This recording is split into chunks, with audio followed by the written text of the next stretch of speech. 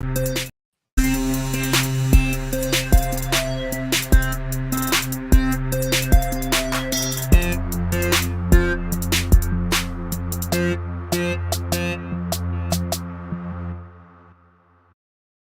everyone, welcome to the Urban Robot Cat Podcast. I'm your host, Travis Likens. I'm Chris RWK. And I'm Corey from Strange Cat Toys. And we're back for episode 61, part 2, because we've been talking to nothing for the past 9 minutes. So if you guys were waiting on this show, we hope the suspense built, but we were having our own show just internal to ourselves on the internet. So before we get going on episode 61, which features the artist Blake Jones, we're going to talk a little bit about what we've been up to for the past, in the last fake episode, we did say last week, but technically we could talk about the whole last month because it has been 1 month since we were back on our regular schedule. So Chris, what have you been up to for the past month? Let's see, I relaxed a little bit and then got back to work. The pre-order for the 15-inch OG Gray Robot just ended yesterday, which, thank you to everybody who picked one up because it definitely was, humbling, just seeing all the pre-orders. And then my show at Harmon Projects, Promise Made, Promise Kept, ends this Saturday, March 4th. And then, that's about it. Yeah, and just to kind of piggyback off of that, at UVD Toys, we ended the vinyl robot, but it also ended the contest. So we appreciate everybody that jumped in on the pre-order for the vinyl robot and got all the entries into the contest. But also anybody that picked up anything on our site for this past month, you do have the chance to win. We have all the entries in. We're currently validating everything, make sure we've got everybody's entries multiplied by the correct amounts and all that kind of stuff, so that we end up getting a clean run before we run it. But we will be announcing the winner of that contest on Friday. So somebody is going to be the lucky winner of a 12x12 original painting by Chris RWK.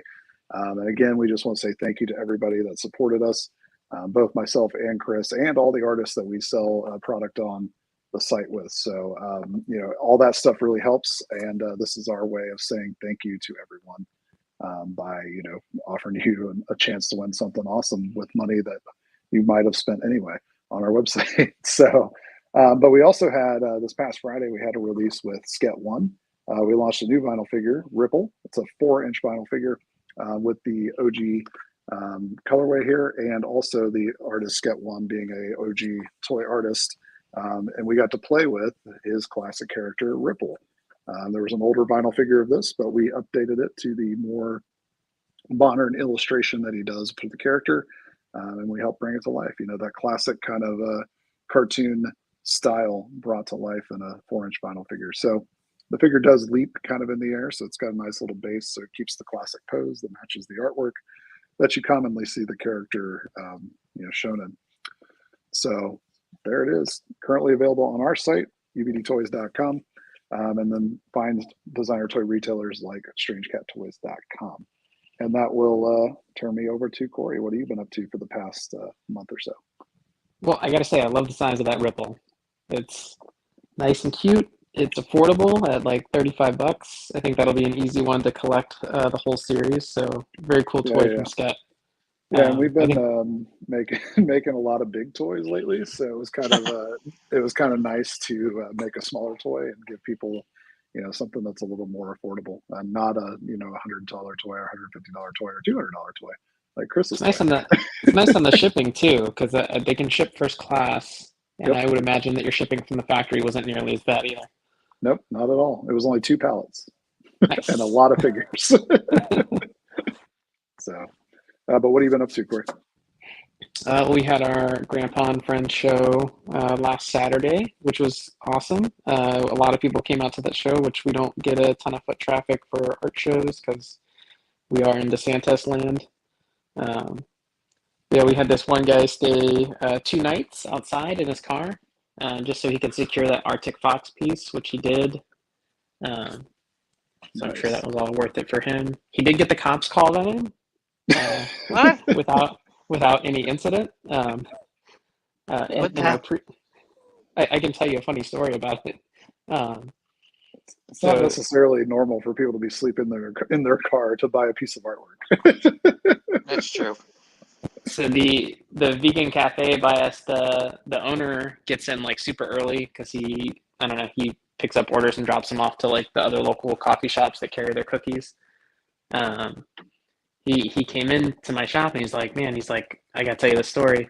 He's like, I rolled up this morning and at like 4 o'clock in the morning, there's this dude sitting outside in his car. And I'm like, well, this is weird. He's like, so I took a picture and I sent it to our lease guy or whatever, and our landlord, and he's like, I don't know what I should do. I don't know if this guy's like a prowler or if he's scoping the place out.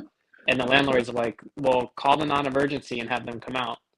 So he's like, so I did, and then I didn't hear anything. And then a few hours later, this guy comes into the coffee shop to get a coffee. And I'm like, hey, was that you out there this morning, like sleeping in your car? And he's like, yeah, I'm waiting for a toy release. He's like, can you believe somebody called the fucking cops on me? And the guy at the vegan shop was like, man, no way, that's crazy. It's crazy. Didn't even tell him it was him. So, So, but yeah, no incident. so you know, I think before we move too much further, we need to show this comment down here. Corey, the home connection still bad? The answer is yes. Corey can't show video because he didn't pay his internet bill.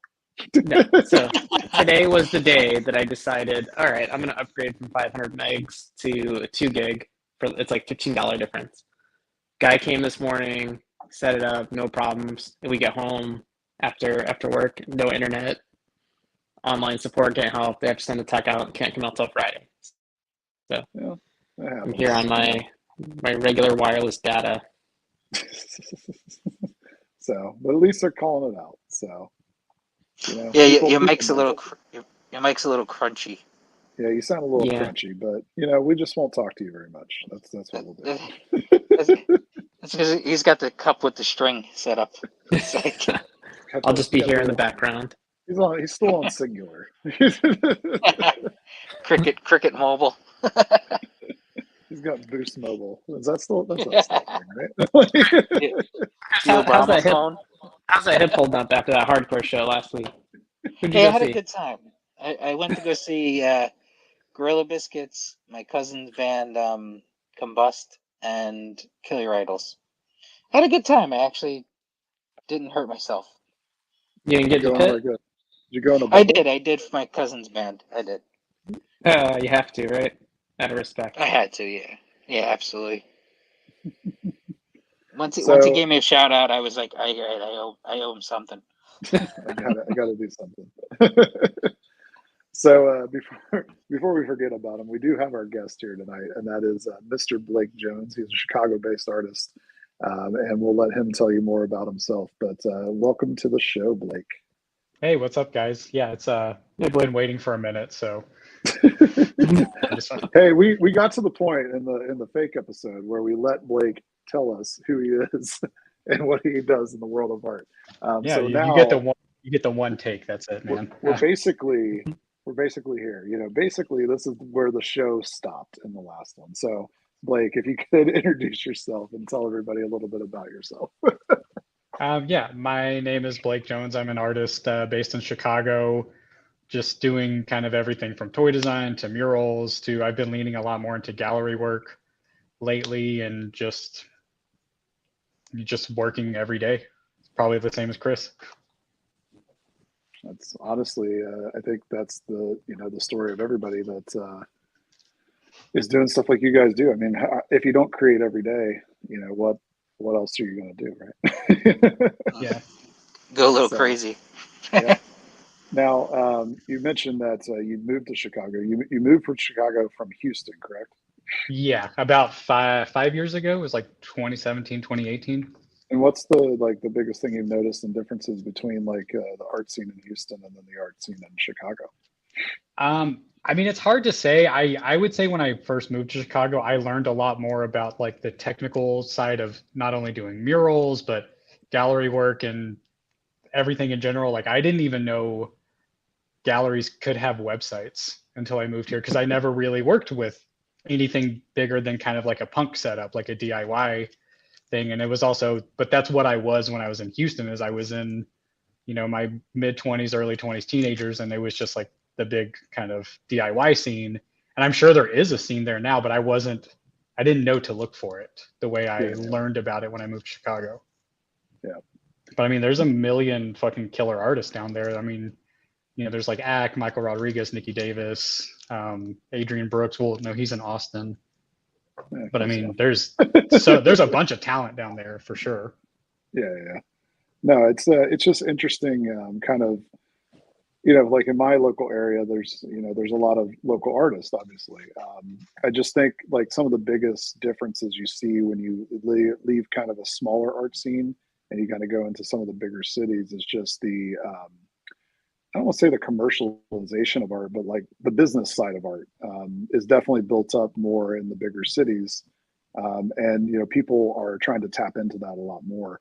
And just seeing how, like you were saying, with galleries having websites, like I'm sure none of the local places here, hardly any of them probably have a website. So it's like literally local artists selling to local people, which there's nothing wrong with that. But it's just when you get to the bigger cities, you start to see that like the tentacles going out and like they're selling to people all over the world in some cases.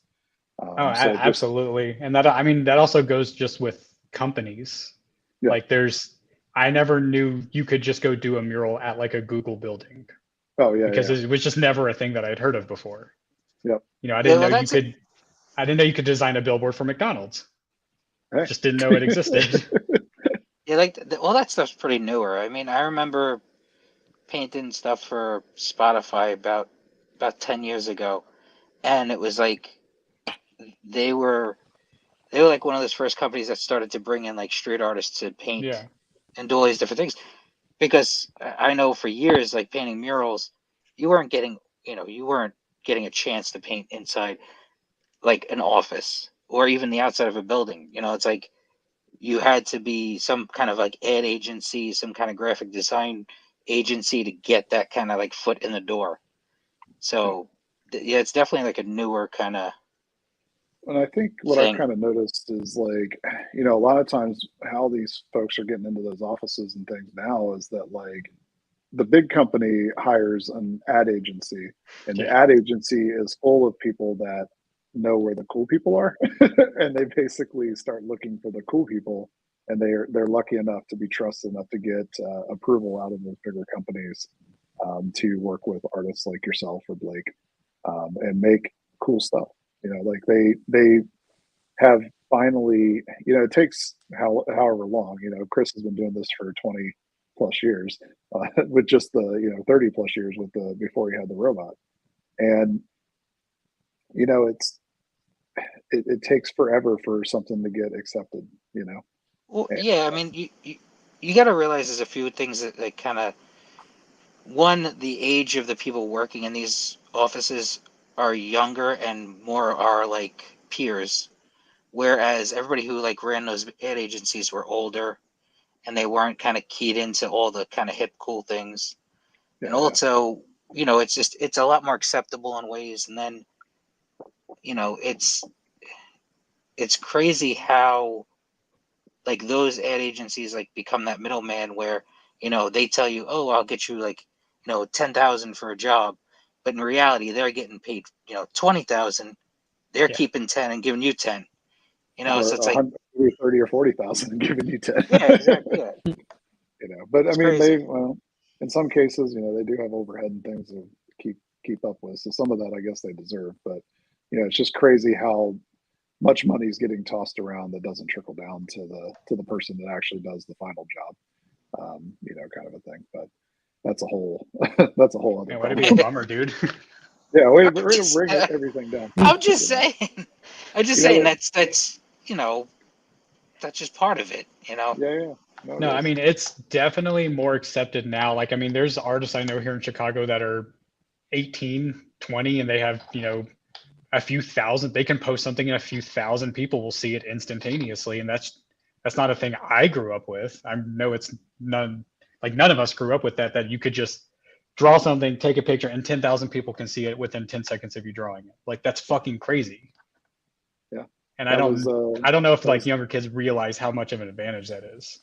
yeah. I mean, the history of Chris with again. Why is everything tied to history of Chris? But like with robots That's will what happens kill the when you're. web. That's what happens when you're old. You just- I mean, like Chris's website, like legitimately, gave people a way to get their work in front of, however many people were clicking on that website every day. Um, you know, before social media, before any of that, and it's just crazy, like how much it's changed. Because similarly, I had the website as well, doing the blogging and all this stuff. I mean, there became a point where it's like, why am I still doing all this? Why am I doing all this work when people just want to go onto the Instagrams and whatnot and see it? Um, yeah. it's kind of turned itself on its head, though. Maybe I would have got the last laugh if I kept making that website, because with the changes in the algorithm and everything, um, I had no algorithm. It was just if I thought it was cool, it got put on the website and I saw it, right? So like I guess turnabout is fair play. It would have taken another like 6 years or so, but my website would have probably been more valuable now than ever. Well, Well, more it's valuable now tricky. than it was until more value than it was in like 2012, right? When everybody was like, "Oh, Instagram's where it's at. I don't need a website anymore to talk about me," you know.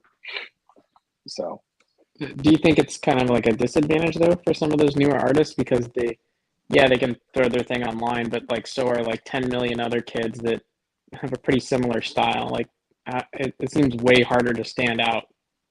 yeah, Like there's there's no definitely like pinnacle there's new artists now. Everybody gets popular for a minute and then on to the next one.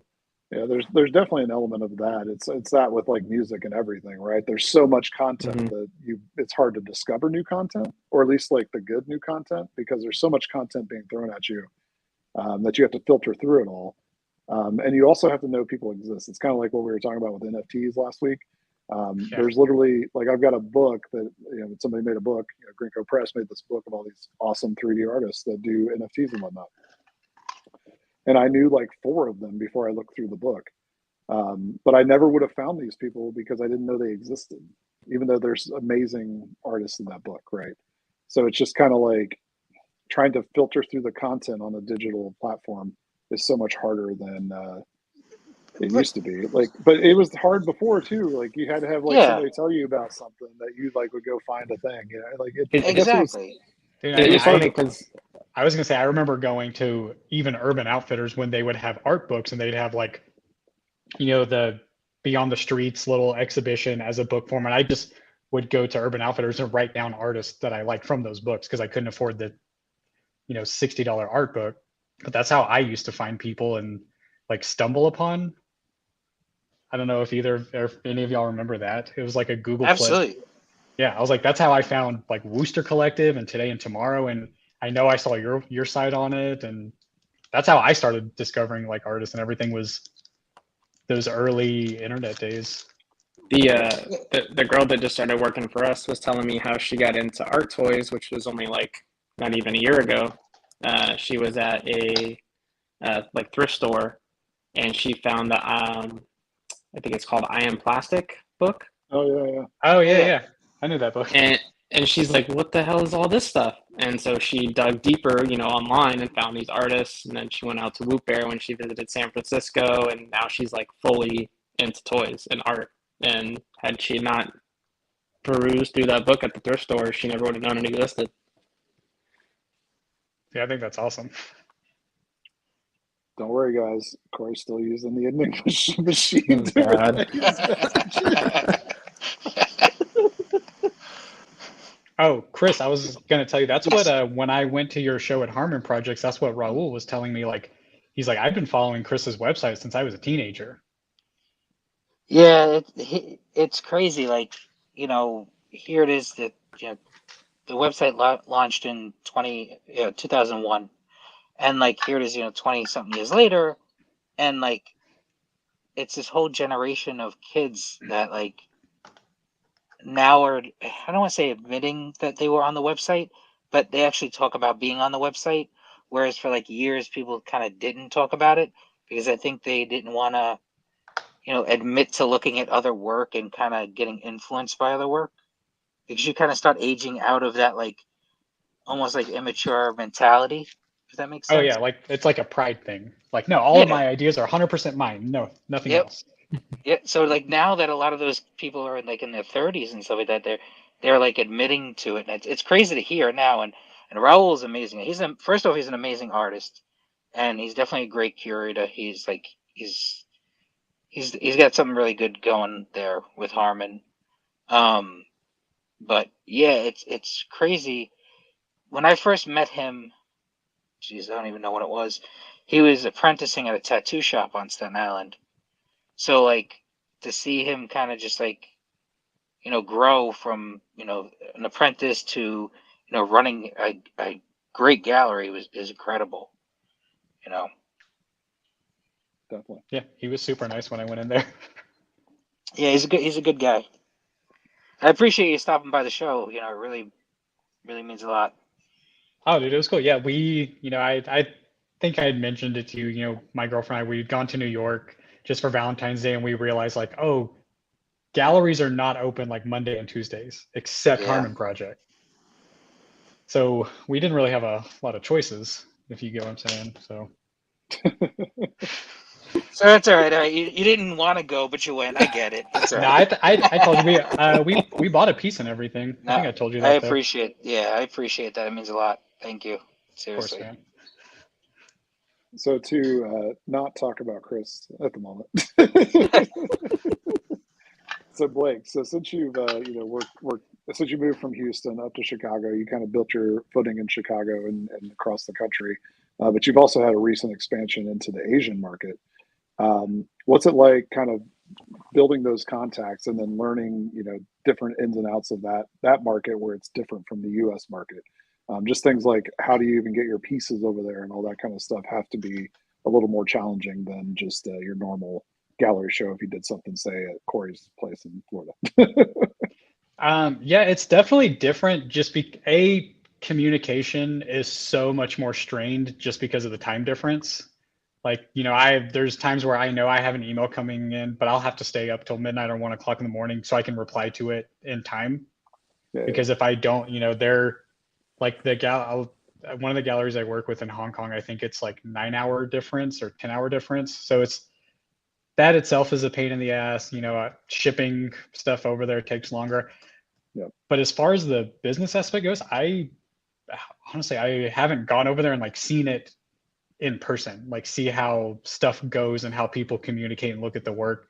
So far I've only done a few overseas shows, but it's just mailing the work out super early and then hopefully getting paid.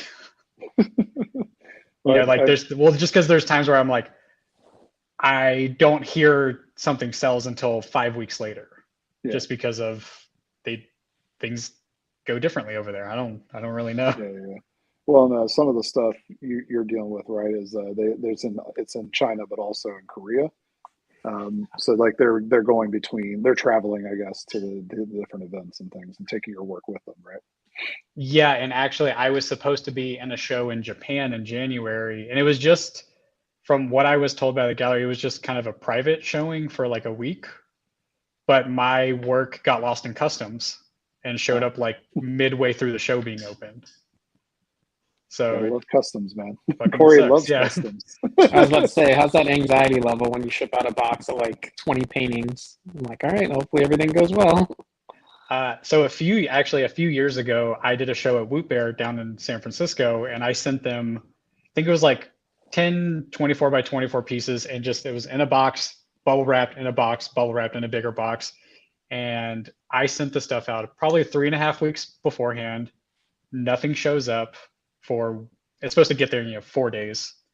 Doesn't show up after week one, doesn't show up after week two. I went to the post office and talked to them, and the lady goes, "Hey, I can't really help you. There's wildfires happening over there." And Oh God. I was like, pardon?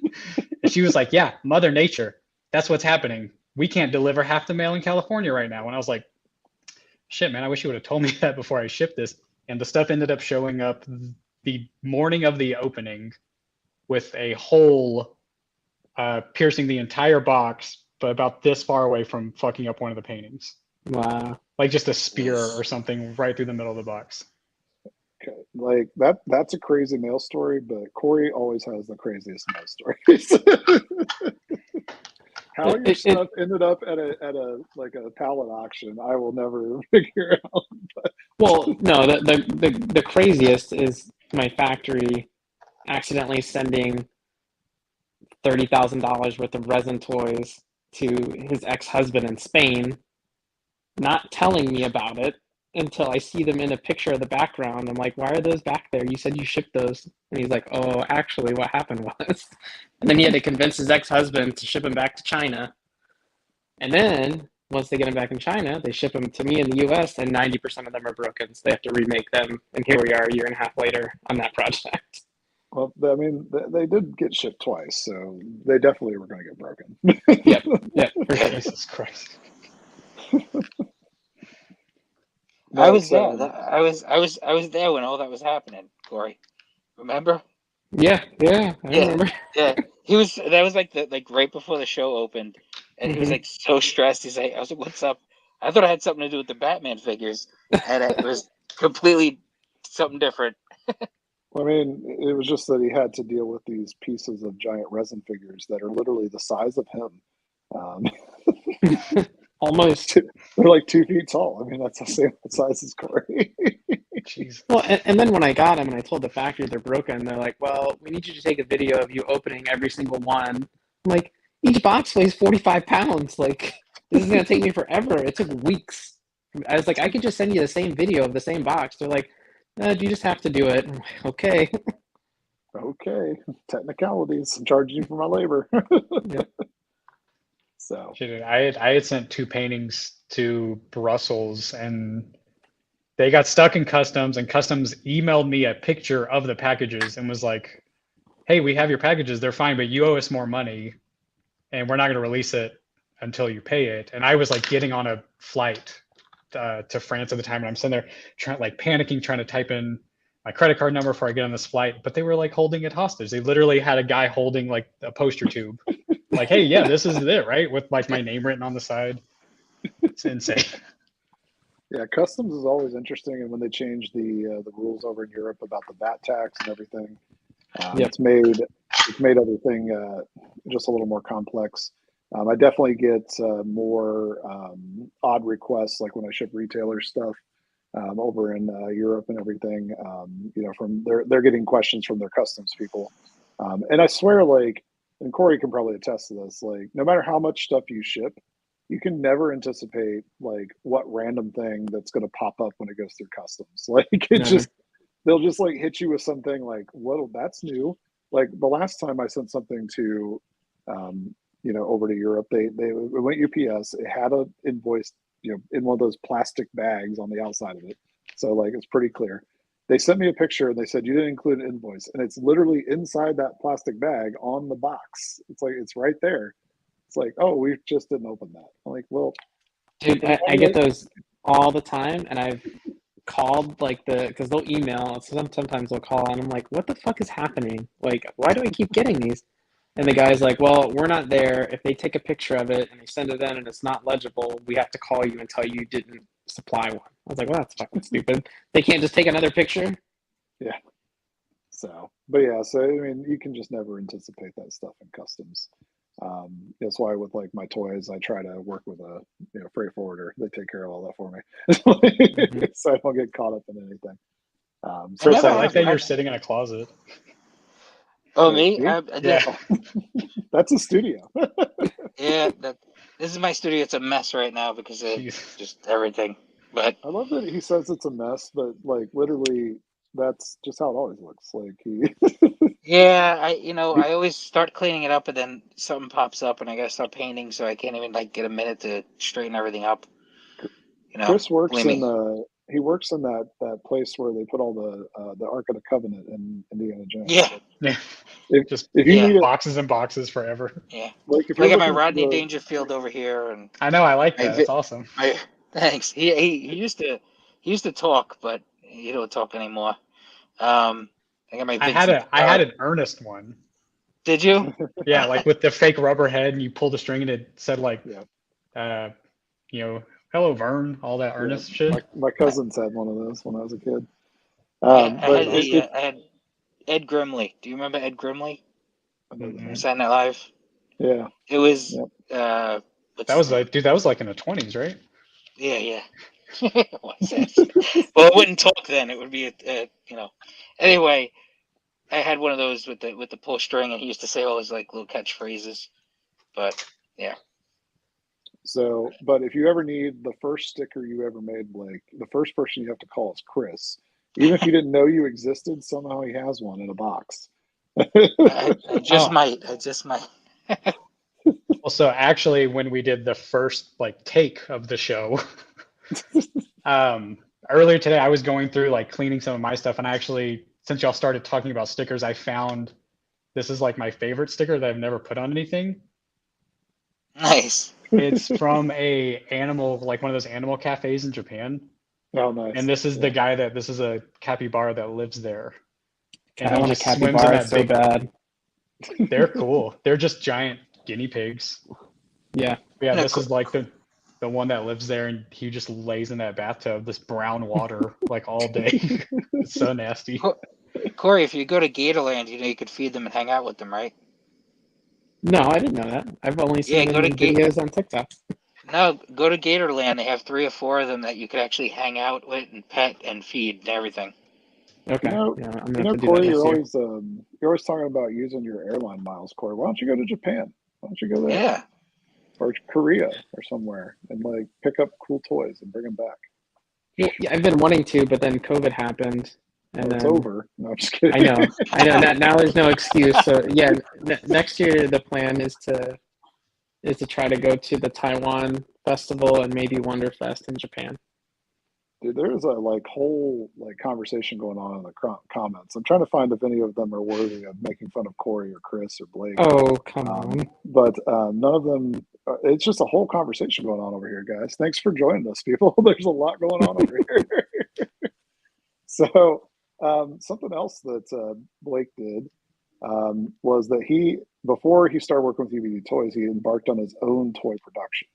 Oh, okay. So I guess the point I'm trying to make here with this whole thing is just that I guess that if you could tell people some of the stuff you ran into making the toy on your own that you wouldn't have expected, because a lot of people contact Corey or I and they're like, hey, I could just do this on my own, and I don't think they understand all the challenges that you can run into or the issues you Oh can yeah.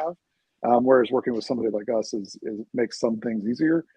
So if you could just talk about the toy and then making it and then some of the challenges you ran into. Yeah, I mean, I don't think it's just the toy. There's probably like 6 or 7 failed just things throughout there. I mean, there was everything from, me trying to do the Sculpey, heat it with the heat gun, and then using like the model making or the mold making kits from Michaels, and what is it, like the Uzu? Is that what it's called? Oh, yeah, that's like isn't that like that little thing to push it together and it makes the mold, right? Isn't that thing? Yeah, like I've had that stuff, with the stuff that's like the 2-part epoxy you mix together and wrap it around Yep. your figure and then cut. Done that. I crowdsourced a resin toy through Kickstarter a few years ago, and I mean, luckily I had a bunch of friends and family that helped support the project, so it was all paid for. But I ended up with like 200 fucking toys and like 10 people who wanted them. Yeah. So I mean, you can ask some of my Chicago friends. I brought them with me here. I don't have them anymore, but I was just giving them away to people because I was so tired of looking at them. And then I did another toy that was actual vinyl, and the same thing happened where I saved up the money, got it, and just no one wanted it.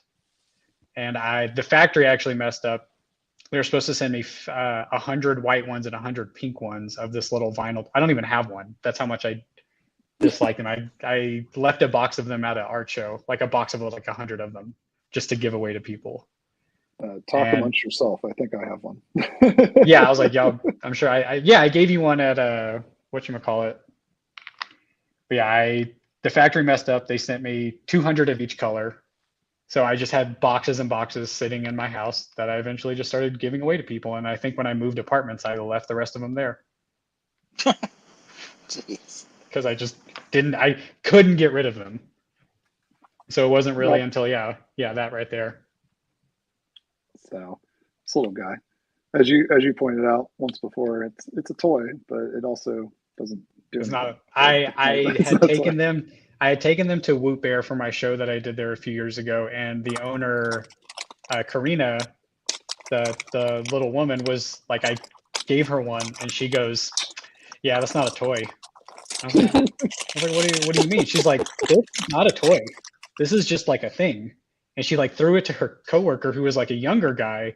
And I honestly thought, I was like, well, she's like an older woman. She's used to like the full Kid Robot figures and all that stuff. And then her younger like coworker was like, "Yeah, homie, it's not a toy. This is just like a piece of plastic." She was I like, like "Come this back guy. when it has like a body and accessories and a colorway."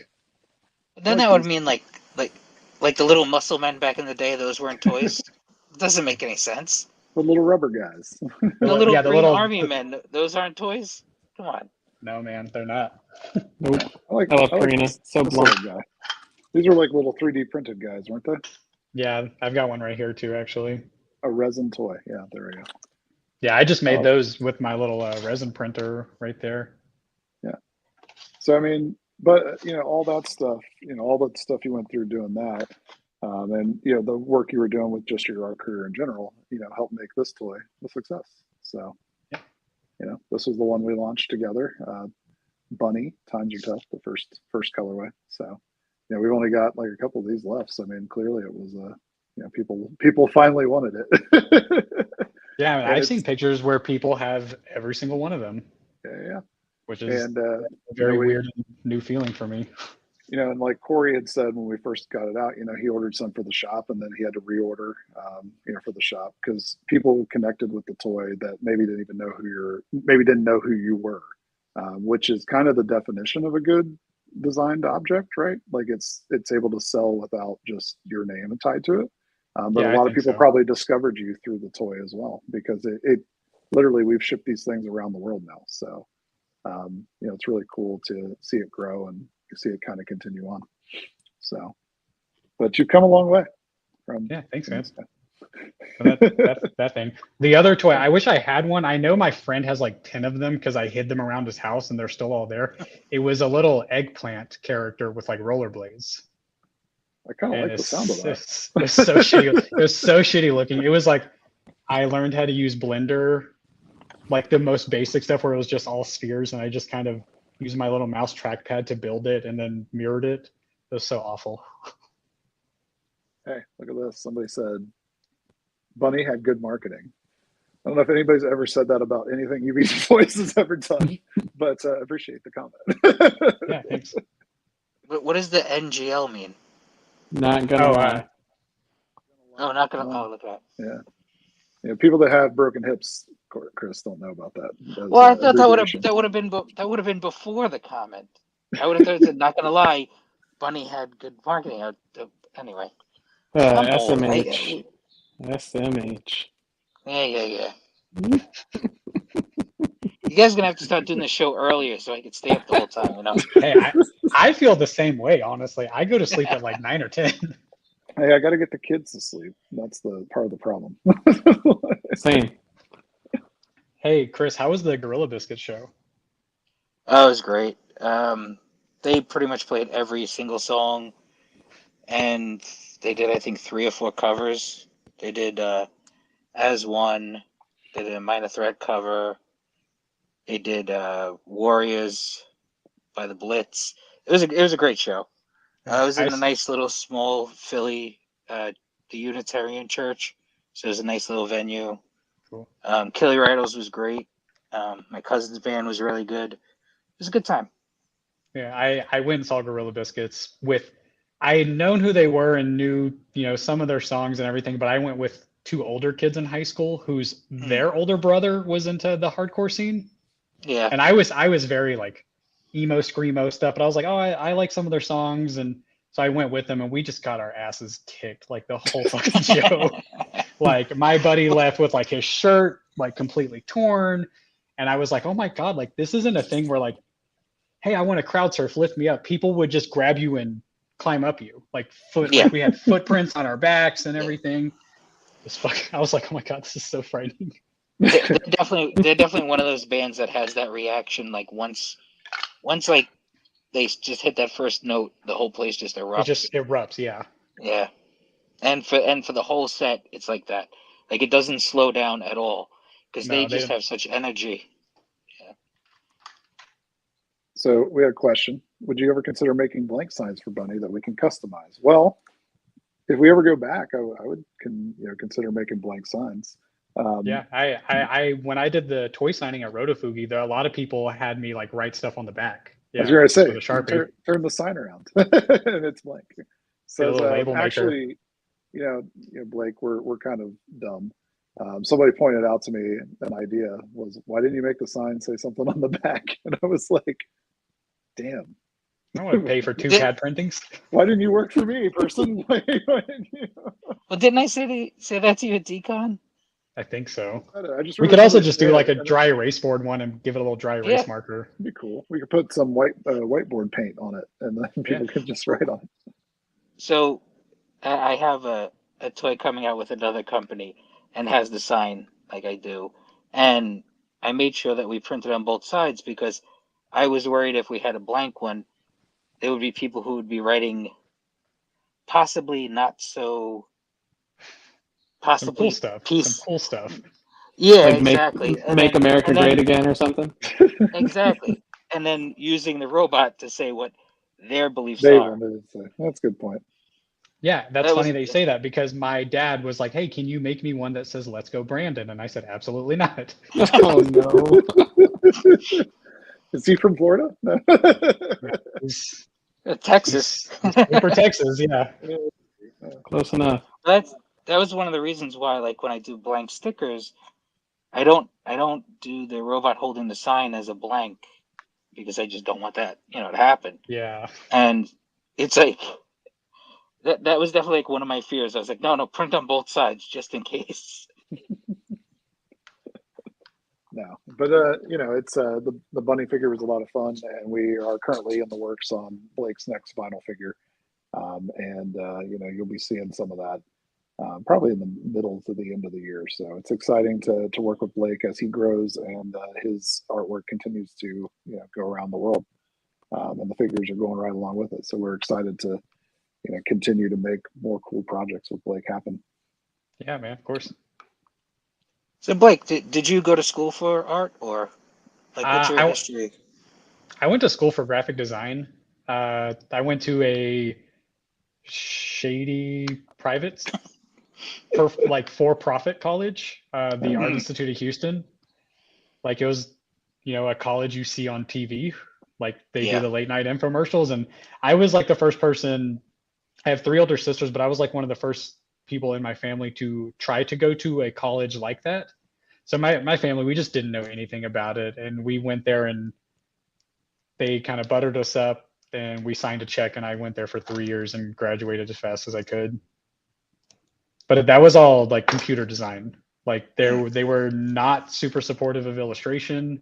It was all just like typesetting, logo design, et cetera, et cetera. And I mean, even when I was in school, I was doing graphic design for everything for like music festivals in Houston to yoga newsletters, just anything and everything to try to get my name out there in some way. I went to one of those schools too, but it was ITT Tech. Oh, cool. Oh. Yes, not great. Actually, I had a friend who went to an ITT Tech up here in New Jersey, and he actually wound up going into like like running cables, like fiber optic cables, and he made a ton of money. And Well, pay those that's crazy about loans. 20. Yeah. I think I still owe ITT $110,000 or something, or Jesus. I did until, and that was only for 2 years. What? So I never paid that off, and they eventually had like a class action lawsuit against them, and that is off my credit, and I don't owe them shit anymore. So they took your internet, is what you're saying. Yeah, exactly. They're like, we know tech. We're ITT Tech. We'll cut your internet off. They called Chris's friend with a fiber optic cable. Exactly. Like, cut him off. Yep. So they would have a pair of pliers, and they were just like, "Are you gonna pay?" Nope. Click. He's like, I'm from New No. Jersey. But I mean, my school was fine. It was what it was. I wouldn't say that anything from me getting a degree in graphic design didn't do anything for me in life. Like I've never had to prove that I had a degree in any way. No one's ever asked. But like my best friend, he graduated with me and he's one of the head footwear designers at Nike now. So I mean, he was able to do something with it. I went the opposite way and just started painting. But I mean, you can take it and like do something with it. Yeah. Man, Corey, these people over in the comments are just like annihilating you. Well, you guys aren't listening. This is Corey's Discord people. This is Yep. they're just roasting him. That's what happens when Corey's good mic. That's what happens when you get a crunchy mic and no video. Nobody feels bad for you because they can't see your face as you read the comments. Exactly. Maybe it's just because Chris, Blake, and I have no fans. You have all these fans. Like you got all these people. Got a bunch of cyber bullies and stuff. Yeah. Maybe we all need a Discord, because that's where all the Corey's fans are. I wouldn't say they're my fans. They're fans of the shit that I sell, which come from you all. So you're saying you're the middleman. There you go. So Blake, do you like Chicago better than Texas, or do you think it's like a different? If you're talking just art, then yeah. I think the Chicago scene is much stronger. I know the Houston scene has changed since I've been gone, just because every time I go to visit my family, like, oh shit, there's a contemporary gallery that wasn't here before. There's this artist who I haven't talked to in 10 years, they're doing shows. Like that's fucking cool. I do think Chicago just has a bigger art scene because it's a bigger, more metropolistic kind of city. It's really it's close enough to New York to where you can get some kind of crossfeed between artists there. Same thing with, even there's a bunch of amazing artists up in Milwaukee and in Wisconsin. So I think it does become kind of a hub more than Houston, because all the Houston kids just want to go to Austin. Yeah, because I was saying, I know that like WCC has a place now in Texas. I think in Austin though. Possibly. I haven't been to Austin in like 10 years. And I think Museum of Graffiti has something there now too. I missed that if they do. Yeah, it's possible. Yeah. Texas is there's a lot of people moving from California. I mean, Texas is just changing in general in certain areas. So like when all these people move in, the tech companies and all that stuff, it brings different clientele, and allows something like an art, scene to kind of like flourish, right? Because it brings money to the table that maybe wasn't being spent on art before. It was more being spent on lifted trucks and stuff.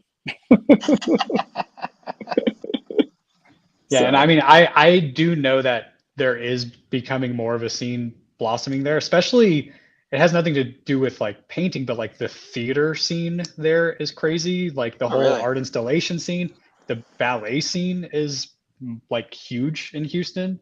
Obviously the food scene is like, I think the Texas food is kind of unmatched because there's so many good versions of so many different types of foods down there. Like the Vietnamese food there, I've never had better Vietnamese food anywhere in the US than in Houston, which is a weird, like, I don't think most people would expect that.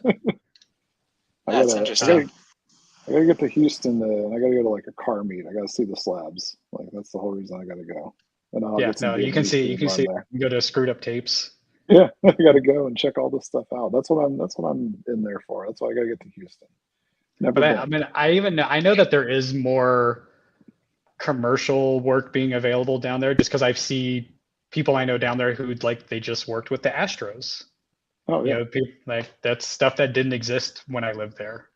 Yeah, it's definitely cool to see sports in general more adaptive to working with artists and everything. It's kind of a thing that's kind of popped up over the last 5 years or so, but it's really cool to see them incorporating local artists into their some of their promotional items, but also just like around the stadiums and then doing all that kind of stuff as well. Speaking of which, Blake just did one with the Chicago Bulls. So what was it like to have your own promo hat for at the Chicago Bulls? It was very, very cool. It was seemed like super, they treated you like super well. They had you like on the court side and everything. So I've worked now with like the Chicago Fire, which is the soccer team. I haven't done anything with the Bears yet, but I did a little thing with the Cubs and then thing with the Bulls, and they're all like awesome to work with. Honestly, like I got to do a hat for the Bulls, and they didn't give me a single note. They were like, "Here's the hat template. Do whatever the fuck you want." That's awesome. And it was like, I was like, "Cool. Does this look okay?" And they're like, "Yeah, sure. What Pantones do you want on it?" Like it was that, and they're like, "You can change every single color of every thread on this hat. You can do anything you want to it." And I was like, "Cool." I have mine right here. So yeah, like this is the hat that I did. It's got like this kind of 3D embroidery. They matched all these Pantones. It's got this patch on the side, this other thing over here, these little flowers, and then they do a full like. Oh man, they even got the bill. Under brim too. Wow. Yeah, under brim. It's got like the Instagram, like my Instagram in it. Yeah, they even did the taping on the inside. Yeah, that came out really nice. It's like the same as like New Era, Like they do. Yeah, everything. They do this, and they actually. So it was a whole thing that they've been doing for I think about 5 years now, where they take 5 or 6 artists, have them design a hat, and they give them away for free at the game. I mean, like, let's take a step back here. Like when we went to like baseball games when we were like a kid or basketball game or something, the giveaway was never a hat of that quality. Like they went all out. Like that's like a legitimate thing that they gave you, Yeah, it wasn't a little like plastic one with ice cream in it. Yeah. Yeah. I mean, that's a nice quality hat that they gave out for free, and that's awesome that they're taking the chance to do that, but working with somebody that's local to to Chicago, and giving you basically a stage to show your work to everybody that went to the Bulls game that day, and all the news coverage or anything that went along with it. It's just awesome that they are doing something like that and not just giving you just a boring hat with like a Bulls logo on it. And here's your free thing, and maybe it's got like the United Center on the side of it as a sponsor or something. I mean, they went all out. Yeah, it's not even like it's not hot. It's not even like heat pressed. It's actually embroidered. Like back in the day, like you'd get something in literally like 3 washes and it's done. Yeah, like a little DTG. Yeah, exactly.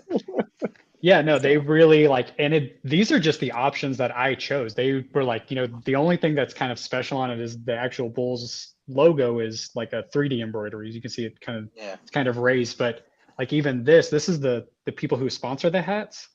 Yep. And they just said like, their logo has to be on it somewhere. And so I asked them like, hey, can we make it like a leather like stamp? And they were like, well, we've never done that before, but yeah, let's see what it looks like. And they fucking knocked it out. That's awesome. Like I was like, I've never had a commercial project like that had so much freedom, so much like input from myself that I was able to do whatever I wanted with. Yeah, and they even like awesome. When you get them, they have this little like paper, Oh yeah, to keep it from losing its shape. Yeah. Yeah, and then this is the first year that they actually like printed them, and so. Oh, that's dope. Like, name. And that's the thing. They gave me this and like the template for this piece of paper and was like, do whatever you want with it. Nice. So like instead of, I think it's really funny. Every other artist has just like a photo of themselves, like a headshot, but they didn't ask me for one. So I just drew something. And now if you go on the Bulls website, it's like lists all the artists, all of their like game dates, everything about it, the pictures of their hat. And it's like headshot, this dumb little cartoon, headshot.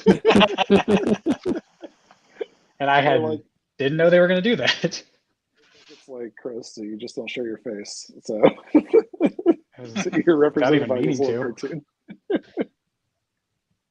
That's how Banksy started. So he accidentally submitted a no picture, a cartoon headshot. Yeah. So let's see here. I'm trying to review the comments, man. Again, there's so many comments. Yeah. If there's any questions or anything going on over here.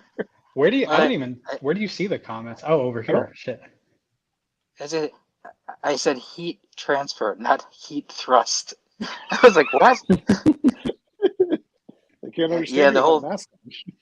Oh, hi, Mumbot. I just saw that you're in here. Oh, Mumbot is in here. Look at that. Man, we got to get better at these comment things. this is what Corey should be doing because Yeah, he's I monitor. not can't on video. I can monitor them, but I can't like push them to the screen on my. I can do this on my phone.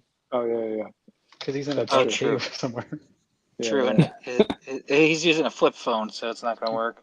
My Razer doesn't have all these extra options like you guys. Vintage. His sidekick. Yeah, the little screen.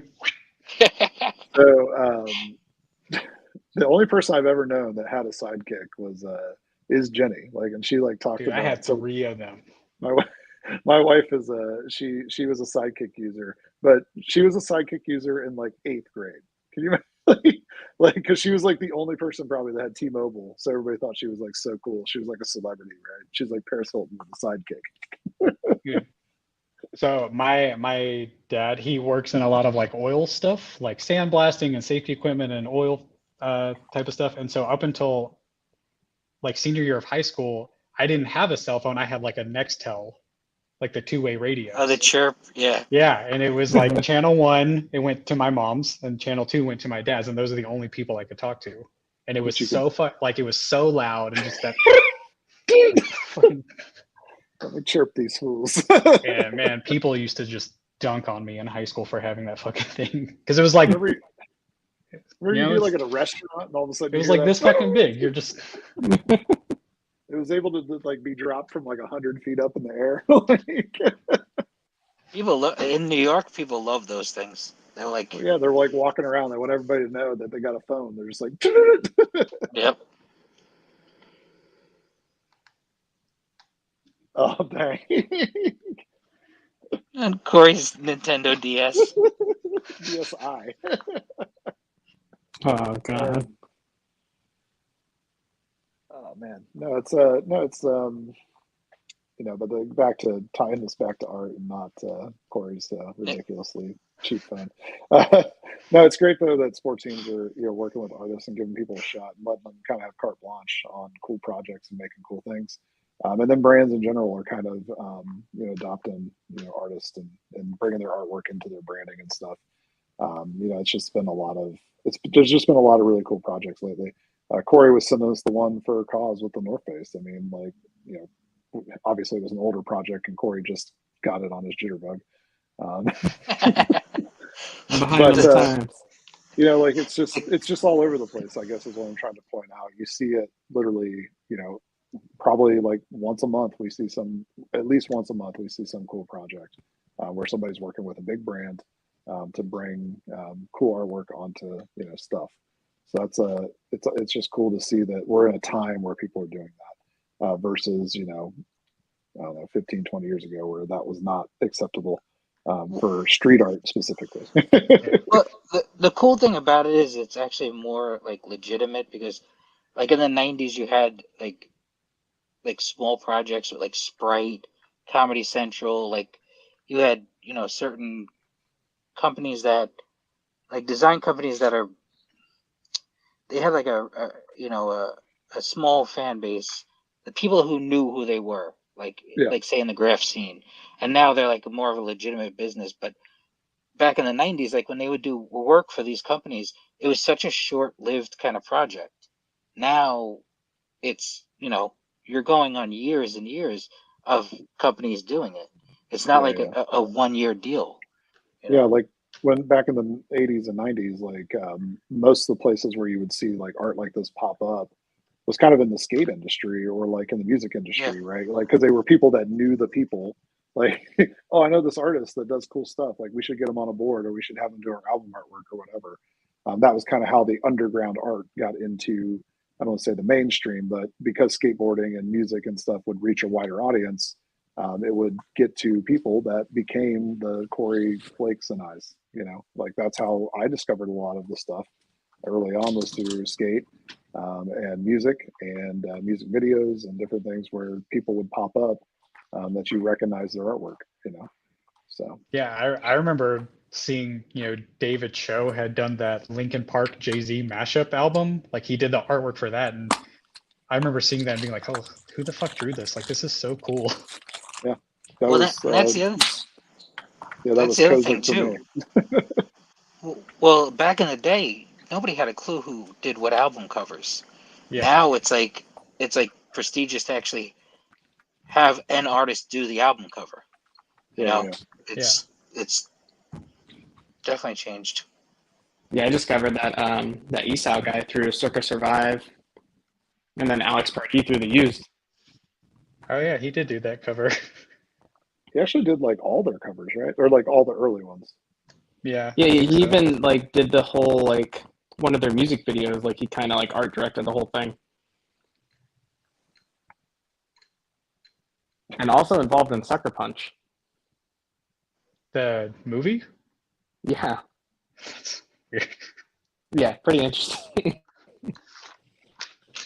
But yeah, Oh, going back to what you were saying about like projects in the night, like I remember seeing, I think it was like there's so many artists that got to do these huge projects way back in the day that it just never became anything more than just that project. Like I think like John Bergerman did like a Nike, like he did some Nikes and then just that was it.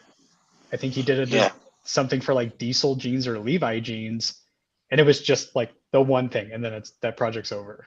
And now you Yeah. get to see someone like Tom Sachs do a Nike and then another one, and they build a brand from it, and then they have their own little section. And like Cause, he did the North Face, not just the jacket, the shoes, the hoodies, the coats, the slippers. Like people are getting to do these big collections and actually create like a visual language that goes with that whole like campaign. I mean, Instead look of just at like a design on a shirt and that's it. I mean, Yeah. even not not artists that are like huge on like on a ginormous level, but like you look at like Frank Ape with the Gap line. He did a line, and then now he's got another one. Like there's a whole other one coming out.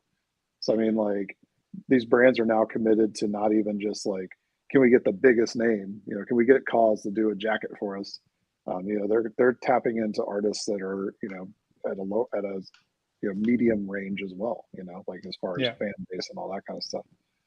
So it definitely is just cool to see brands embracing what we do on a smaller scale, and even things like I was telling Blake, UBD Toys is working our way into Urban Outfitters with like projects as far as like our product getting sold wholesale, and they're going to carry Blake's figures. I mean, like it's these brands are bringing in this stuff, and they're committed to doing that. So it's cool to just kind of see how it's kind of growing and getting people out there, and hopefully maybe someday they do a collection of Blake or something. Like that's kind of maybe the beginning is they get these toys and they sell them all, right? Like, and then they're like, well, who is this guy? We need to figure out more.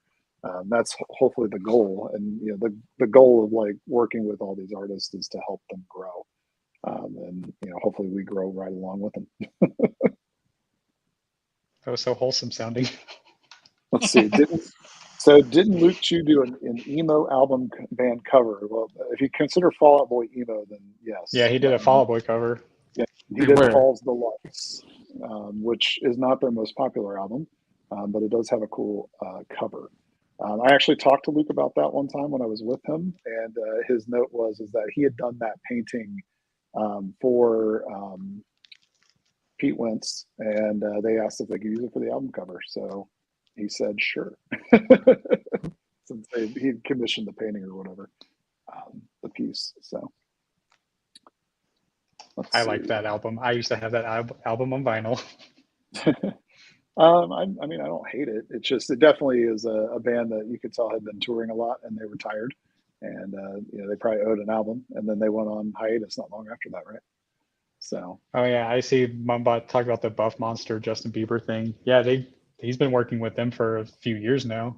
There it is. Buff Monster did the Justin Bieber art. Yeah, he did the font, right, for the album, or did he do the whole album cover? I think he also did something with like a Tim Horton Justin Bieber coffee collab thing. Oh, okay. Yeah. Oh. Well, I mean, just like Cause is like the biggest example, but the cereal collabs with Reese's and then the Blueberry and all that stuff. The I got those little toys. Oh, you I got won. them? I won the. I won it, and actually, while we were at decon, they sent me an email saying I won them, and I got them like 3 or 4 days ago. Yeah, Nice. so I was gonna It go took buy that. It took them that long. and then send in the proof of purchase or whatever you had to do, like online or whatever. And I was like, it's probably too. I probably won't get one. And then I heard like that everybody basically got them, so I should have done Yeah, that. I think My, they my, made like, I think they made like 15,000 of each toy or something like that. Yeah. my son he didn't get any like email or anything, and all of a sudden they just showed up in the mail, and I was like, Yeah. what the hell? Because Yeah. a friend of mine was like really like looking for them, and I went and gone on eBay. I'm like, dude, you could buy them for like $40, like all 4 of them. Yeah. You know, Yeah. But you could have bought them for, well, I mean, a box of cereal is probably like $5 now. So you probably would have spent at least like $20. You know? No, so I got all 4 of them with one code. Oh, so you only had to buy, so you only had to buy one Yeah. box. I figured you had to Yeah. buy like each like No. characters. No. Oh, okay. See, I didn't look You that get the far whole into it, set. so you would have spent $5 and you would have got them all. So Yeah, he and they screwed just kind himself of then. showed up in like a unmarked envelope, just in a shitty little Yep. plastic bag. They weren't in a Yep. box or any decoration, no nothing. I don't even think the envelope was padded. It was like Yeah. so sketchy looking. But they're just not allowed to put toys in cereal anymore. Is that like they weren't allowed to just put it in the Choking box? hazards. So let's see. It says that sounds like Gillette sent me razors when I turned 18. Spooky shit. Dude, sounds weird. That comment reminded me. Did y'all ever used to get like cards from your dentist in the mail? Yeah, just like, hey, you need to come Like get your teeth cleaned. reminders. I would get like birthday cards, like "Happy birthday, Oh. time for a checkup." Nope. I get a Never. text message of that now. Yeah, like a text message from him. Did Is you it, ever? sounded I used to personal. get I excited. don't know. Well, I used to get excited thinking it was a birthday card, and then I'd open it. It's from It's like, fucking oh, Hastina my only dentist. friend is my dentist. You ever get those like? You ever bought a car like from a dealership? Anybody? Yes. Yeah. Okay. You like for like I swear for like 4 years I would get 5 years after I bought this car I would get a happy birthday message from the guy that sold me the car, like a text message, and then one year it just stopped and I'm like, did he just stop caring about me? Did he retire? Or did he die? He was kind of old. Like, like what happened to the guy? Oh, that You, used to you text got message he's me? dead. you got cycled out of the system. That's all it Yeah, was. He's like, he's never buying a car from me. Like, and he was just like, forget this guy. I don't care about And his what's birthday. even funnier is like they send it right after you bought the car. Like why wouldn't they send it a couple years after when you might need a new car? You know, like to remind you.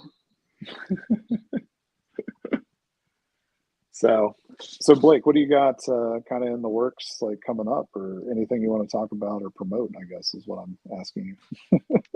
Yeah, I mean, there's the stuff with you. I think we have like the 2 sculpts kind of Kind of working our way kind through. of in limbo right now. The bronze sculpture I mentioned to you on the first take or before this started. But my next thing is I have a show in New York in May. I think it's either the first weekend of May or the second weekend of May at a gallery in the like Chelsea area. I think it's what it's called. At a place called Guy Hepner. Yeah. And you've That's done in some. May. Oh, You've done some sorry. work with them in the past too, right? Yeah, so I did an online thing with them last year, and they just treated me really well, got me paid on time, sold the work pretty proficiently, put me in contact with like some of the actual collectors and everything, and then doing a full in-person with them in May, and then like 4 weeks later, I'm supposed to have an opening in Hong Kong, and I have no work for it ready at all yet. So we'll have to see how that goes. Because that's also a thing. I have to finish the stuff way ahead of time to mail it to them so they can frame it and stretch everything. So I'm like kind of working on 2.5 shows right now. I think we should extend a formal invite to Blake to come to 5 Points so we can relive decon. Yeah. For sure. So it's June. I want the 20th. bottom bunk this time though. Well, that was the next part of this whole thing. You just stumbled right into it. In Yeah. the last episode of the Urban Robot Cat podcast, we talked a little bit about decon and the fact that Corey could not sleep in the same room with Chris. And we said, someday we're going to have Blake on this show and ask him, how bad was it sleeping in the same room with Chris for a weekend? Well, you definitely snore, but I'm used to that. So it really wasn't a problem for me. If I close my eyes for 10 minutes, I fall asleep. But I was like sick almost the entire weekend. I ended up Yeah. leaving early just because I mean, I think y'all saw me sitting in the booth. I looked awful. You did look like you were dying. I was like freezing for some reason. That I think it was the Saturday or the Sunday, the second or third day. I couldn't even move, man. And like, so the the Airbnb that we stay at in Decon, it's like advertised to like Disney families because obviously Decon is in Anaheim, so they just like pack it with beds, and it's a very nice place. But one of the rooms has a set of like they're like big size bunk beds. They're like kids bunk beds, like they're like a normal size. But grown adults in bunk beds, like it's just kind of weird. It's just like Blake's on the top, it's just shaking. I'm sure, like it's just a weird whole like thing. So I'm trying to Well, climb up it. it was also that the ceiling was like 10 inches away from my face. Yeah, And like I know Chris kept hitting his head on the bottom bunk every time he stood up. it literally was like the same thing. It was like 10 inches from my face. I was like, who the hell made these horrifying bunk beds? Like it felt like you were in a coffin. Like it literally was just like that, like low to your face, and I'm just like, as soon as I got there, I'm like, I'm hitting my head at least once. Sure enough, that night. It seemed like you had no problem falling asleep because the night I was in there, we were talking, and it was like seconds later you were snoring. I was like, "What? Oh yeah. Starting fucking sleep." I'm notorious for that. I'll fall asleep as I'm talking, and I could have full conversations and actually not be awake. It's like kind of creepy. Like my whole family has always told me that. It's like the weirdest thing. Yeah, Yeah. I mean my mom used to say that when I was like a little kid, I would like yell in my sleep and my dad would like reply to me in his sleep and my mom would be like, "What the hell are y'all talking about?" That's great. So, but no, But it's always who had like the rain machine or the sound effect machine going the Prime. whole time? fine. Yeah, that was Prime. Prime. And then when he was getting ready in the morning, he was listening to Christmas music.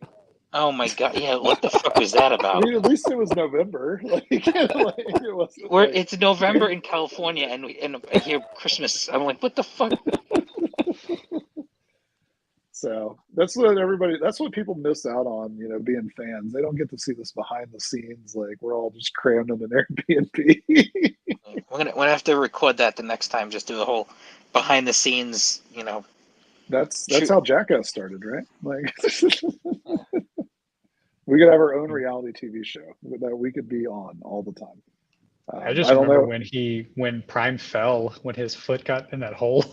Oh God. Oh yeah, Oh jeez. That was like kind of scary. he popped up. He was all right. Yeah. Wait, there was like a glitch and Blake just disappeared. You Oh, saw that, sorry. right? I was like, it wasn't just my. I just Like, walked away for a you went second. like you went from sitting there, it must have like froze, and then you were just suddenly across the room. It was like a ghost. So, well, we've been going for a little bit over an hour. So what I'm going to toss out, I mean, it's way past an hour now. I think it's like an hour and 13 minutes, Chris. So I guess the question is, do you have specific questions, Chris or Corey, that you would like to ask Blake? So we can keep this show kind of somewhat tight and not like 2 hours.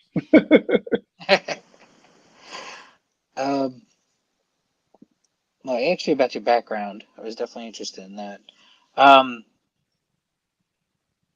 Did you, when you were younger, were you like a comic cartoon fan, or because since your style is very illustrative and very character based, is that something that you kind of like grew up interested in? Because like doing graphic design is kind of like left field, like for what Yeah. you do now. Oh, absolutely. Which I mean, I think my work still has like, I have to kind of break away from making it too designy looking because it's so ingrained in me from going to school. But no, like, I mean, growing up, I was always watching cartoons. Like I didn't like watching other stuff. I didn't like any of like live action movies. I was always watching, it went from like the Swamp Thing cartoon to Tiny Toons to, Doug. And then eventually I found South Park and, The Simpsons and all that stuff. So, I mean, it was just always cartoons. but I was never a big comic book reader, like DC Marvel. I never really got into that stuff because I didn't know what a comic book store was. There wasn't one anywhere near me. I lived outside of Houston. We had like a baseball card shop that had some books in it, but I didn't grow up with comics. I didn't start reading stuff until I was like a teenager and started getting into kind of like Daniel Klaus and Adrian Tomine and more of the kind of like Fantagram, like slice of life comic book stuff, which is also very, very designy. Yeah. Like a lot of that stuff is very set in like the graphic design world, especially like there's this graphic novel called like Asterios Polyp. And the whole thing is just like an exercise in graphic design. Because it's just so designy, like everything's so sharp in it. Yes, I'm reading the comments. The Swamp Thing with the Wild Thing ripoff opening. Yeah, that was like one of my favorite shows. And Bucky O'Hare, which I feel like no one ever remembers. Yep. They reissued the toys not too long ago. I've got people know. Sorry if I disappeared again. He's gone again. I've actually got 2 Bucky O'Hare toys and 2 shitty Swamp Thing toys. Okay. Just sitting next to my like other art toys over here. So I just noticed that Sarah Bose has entered the chat. So welcome to the show, Sarah. Yep. I saw her. Talking about doing a meetup. Meetup would be fun. Yeah. So the let's see. Crap. I was going to say something that just escaped me, so I guess it wasn't important. I was sitting here thinking about it while you guys were talking, and then I just lost it. The last thing I was going to say is like I also grew up redrawing stuff, like not tracing it, but like looking at stuff, drawing it, and I was always drawing. I was in my head, I was really good at drawing this specific pose of Bugs Bunny from Space Jam, and I would just draw that same drawing over and over again and like sell it to kids at school, and I got in trouble for it. Really? I got in trouble. Yeah, my mom still has it. She's got like a little it's like a conduct mark note from my teacher saying that I was selling loose drawings at lunch for kids' lunch money and stuff. I'm trying That's to great. Trying to remember if I said this on the podcast or not, but like I don't know, like 4th grade, there was this kid in my class who used to draw. He used to draw really well, like for a 4th grader. And I told him, I was like, hey, we should go like use the Xerox machine and make copies of your drawings that we could sell them for like a quarter, because a copy was like 10 cents. And he was like, cool. And we did that. And we used to sell those copies of his drawings like in class for like 25 cents. So Dude, I guess that's where I got in so much trouble for doing a similar thing. I guess like that was the beginning of UBD toys in 4th grade. In high school, I used to draw.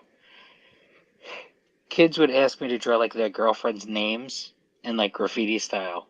Yeah. And I'd make like sometimes like $5 to $15 each drawing.